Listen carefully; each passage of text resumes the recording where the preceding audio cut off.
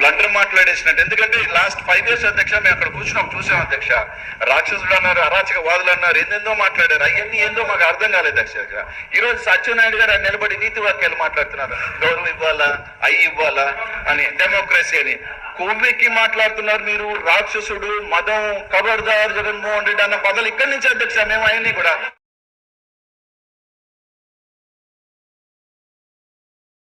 2019 ఎన్నికల్లో 151 అసెంబ్లీ స్థానాలను గెలుచుకున్న వైఎస్ఆర్సీపీ 2024 ఎన్నికల సమరంలో మరలా విజయం సాధించడానికి రాష్ట్ర ప్రజల అంచనాలకు అందని రాజకీయం చేస్తుందనటంలో సందేహం లేదు.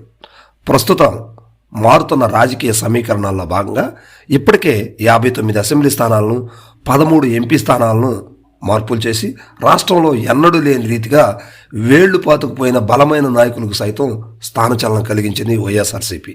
అంతేకాదు మార్పుల ప్రక్రియ ఇంకా జరుగుతుందని, 100 మందికి పైగా మార్చే అవకాశాలున్నట్లు పార్టీ అధిష్టానమే ప్రకటించింది. మన కడప ముద్దుబిడ్డ, ఆంధ్రుల ఆరాధ్య నాయకుడు, ప్రతి అమ్మకు బిడ్డగా, ప్రతి అక్కకు తమ్ముడుగా, ప్రతి చెల్లికి అన్నగా, మా అందరికీ ఆరాధ్య దైవంగా మన ముఖ్యమంత్రి జగన్మోహన్ రెడ్డి గారికి ప్రత్యేకమైన ధన్యవాదాలు తెలియజేస్తా ఉన్నాను. అందులో భాగంగా నెల్లూరు ప్రాంతంలో 2 సార్లు వరుసగా వైఎస్ఆర్సీపీ నుండి గెలిచిన ఎమ్మెల్యే పి అనిల్ కుమార్ యాదవ్ను నరసరావుపేట ఎంపీ అభ్యర్థిగా ప్రకటించింది వైఎస్ఆర్సీపీ. అనిల్ కుమార్ మంచి వాగ్దాటి కలిగిన వ్యక్తి, నెల్లూరు జిల్లాలో మంచి క్రేజ్ ఉన్న యంగ్ అండ్ డైనమిక్ లీడర్. అంతేకాదు తన వాక్చాతుర్యంతో ప్రతిపక్షాన్ని ముప్పుతిప్పలు పెట్టే అనిల్ కుమార్ను వైఎస్ఆర్సీపీ అధిష్టానం నరసరావుపేట ఎంపీ అభ్యర్థిగా బరిలో దింపింది.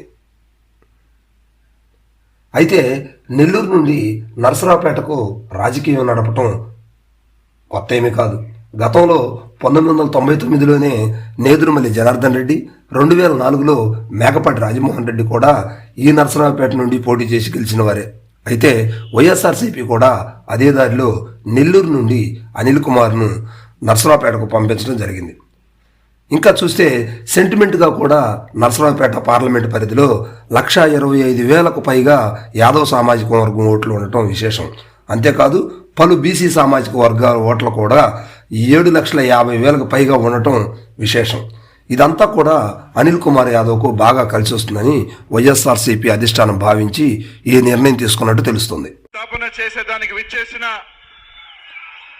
మన కడప ముద్దుబిడ్డ, ఆంధ్రుల ఆరాధ్య నాయకుడు. ఇక నరసరావుపేట ఇప్పుడు పల్నాడు జిల్లా హెడ్ క్వార్టర్గా మారిందనమాట. అయితే ఇక నరసరావుపేట పార్లమెంట్ పరిధిలో అసెంబ్లీ స్థానాలు ఏవేవి ఉన్నాయో ఒకసారి చూద్దాం. ఇప్పుడు మొదటగా పెదకూరపాడు, చిలకలూరుపేట, నరసరావుపేట, సత్తెనపల్లి, వెనుకొండ, గురజాల, మాచర్ల ఇవన్నీ కూడా నరసరావుపేట పార్లమెంట్ పరిధిలో ఉన్నటువంటి అసెంబ్లీ స్థానాలు. అయితే ఇక్కడ ఒక ప్రత్యేకత ఏంటంటే నరసరావుపేట పార్లమెంట్ పరిధిలో ఒక్క ఎస్సీ అసెంబ్లీ స్థానం కూడా లేకపోవడం విశేషం. ఇక ఇక్కడ నుంచి గతంలో కమ్మ మరియు రెడ్డి సామాజిక వర్గాలకే టికెట్లు ఇచ్చేవారు అనమాట. అయితే ప్రస్తుతం వైఎస్ఆర్సీపీ మాత్రం భిన్నమైన ఆలోచనలో బలమైన బీసీ సామాజిక వర్గ ఓటర్ల దృష్టిలో ఉంచుకొని అనిల్ కుమార్ను ఇక్కడ నియమించడం జరిగింది. ఇక 2019 ఎన్నికల్లో ఇక్కడ నుండి వైఎస్ఆర్సీపీ తరఫున లావు కృష్ణదేవరాయలు గెలవడం జరిగింది. ప్రస్తుతం కృష్ణదేవరాయలు వైఎస్ఆర్సీపీని వీడి ఇదే స్థానం నుండి టీడీపీ నుండి పోటీ చేసే యోచనలో ఉన్నట్లు సమాచారం. అయితే ఇక్కడ నుండి కృష్ణదేవరాయలు కానీ టీడీపీ నుండి కానీ పోటీ చేస్తే నరసరావుపేటలో హోరాహోరీ పోటీ తప్పదని ఇరు పార్టీ శ్రేణులు చర్చించుకుంటున్నారు.